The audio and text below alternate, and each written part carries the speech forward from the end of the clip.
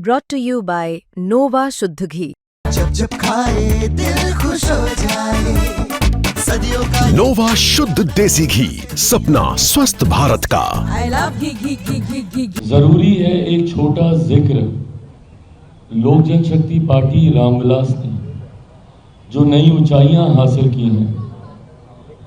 आप सबके सामने पार्टी ने कई उतार चढ़ाव देखे। आप सब में से कई ऐसे पुराने साथी भी हैं जिन्होंने मेरे नेता के संघर्ष को देखा।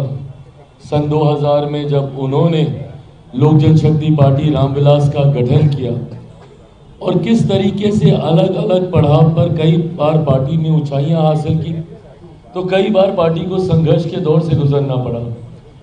2000 में पार्टी के गठन के तुरंत बाद हुए लोकसभा चुनाव में जहां हमारे 4 सांसद जीतकर आए, तो वहीं 2005 के दोनों चुनाव में जहां एक बार प्रदर्शन बेहतरीन रहा, 29 विधायक जीतकर आए, तो उसी साल हुए नवंबर के चुनाव में पार्टी उस प्रदर्शन को दोहरा नहीं पाई।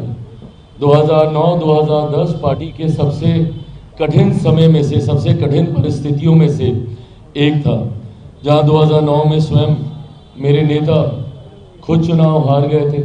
पार्टी का कोई सांसद उस वक्त जीत नहीं पाया था। तो वहीं दूसरी तरफ 2010 में भी विधानसभा के चुनाव में पार्टी का प्रदर्शन अपेक्षा के अनुरूप नहीं रहा।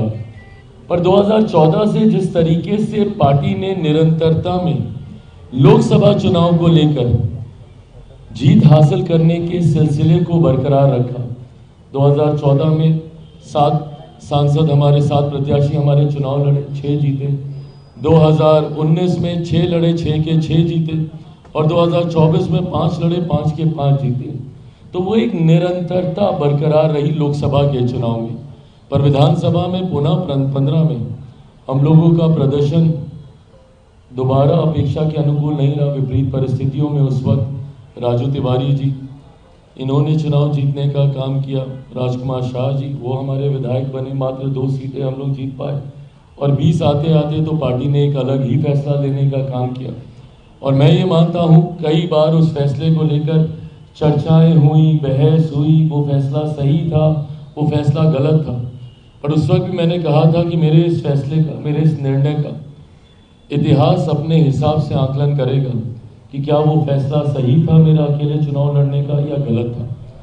पर आज मैं मानता हूँ कि जब पार्टी ने एक नई ऊंचाई हासिल की है ठीक 5 साल के बाद, तो इसकी जड़ में 2020 के उस फैसले की झलक जरूर दिखाई देती है।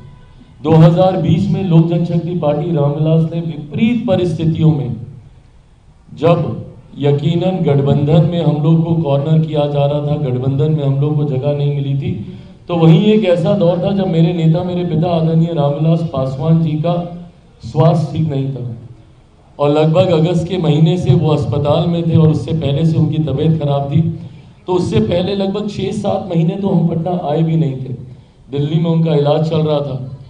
और उसके बाद जिस तरीके से चुनाव के दौरान पहले चरण का जब नामांकन चल रहा था, ठीक उस दौरान उनका निधन हुआ।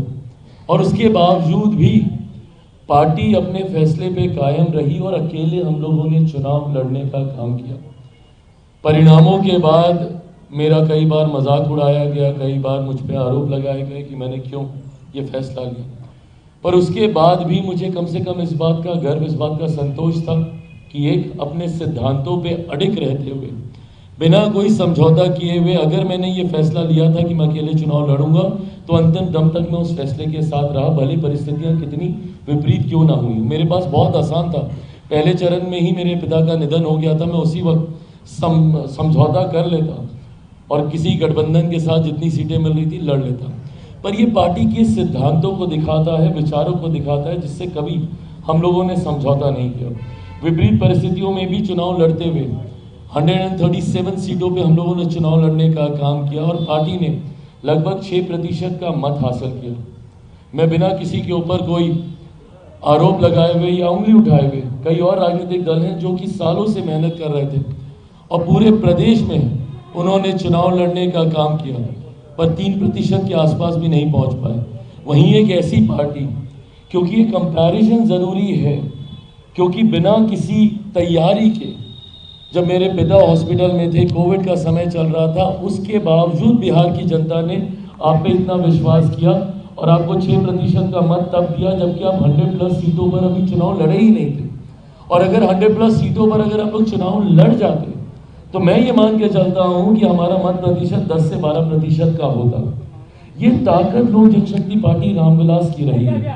उसके बावजूद भले हम लोग एक विधायक हम लोग जीते, पर जिस तरीके से पार्टी ने बिहार के हर एक जिले में संगठन को खड़ा करने का काम किया, उसी का परिणाम है कि आज 2025 में जिस तरीके से इतनी प्रचंड जीत एनडीए को मिली है। और आप एनडीए के विधायकों से चर्चा कीजिएगा, बात कीजिएगा, भले वो भारतीय जनता पार्टी के हों, जनता दल यूनाइटेड के हों, मांझी जी की, उपेंद्र जी की पार्टी के हों, हर किसी का ये कहना कि भैया भर भर के झोली में हम लोग के वोट आ रहा है। उसका कारण ये रहा कि इन 5 सालों में पार्टी ने निरंतरता में अपने उस मत प्रतिशत को और बढ़ाने का काम किया जो 2020 में हम लोगों ने हासिल किया था। और इस बार महज 29 सीटों पे चुनाव लड़ते हुए भी हम लोग 5% के आंकड़े तक हम लोग पहुंचे। तो ये दर्शाता है एक निरंतर ग्रोथ जो लोक जनशक्ति पार्टी रामविलास की रही है। और इस निरंतरता को बरकरार रखने के लक्ष्य के साथ कई बार होता क्या, और इस बात को मैंने हमेशा कहा है कि जब आप थोड़ी सी भी जीत आप हासिल कर लें और वो घमंड, वो अहंकार आपके सर पर चढ़कर बोलने लग जाए, तो वहीं से आपके पतन की शुरुआत होने लगती है। जिस दिन मैं 2024 में ये समझ लेता कि भैया पार्टी ने एक बड़ी जीत हासिल कर ली है, 5 के 5 मेरे सांसद जीत गए, मुझे मेहनत करने की जरूरत नहीं है, तो उस दिन से मेरे पतन की शुरुआत फिर से हो जाती।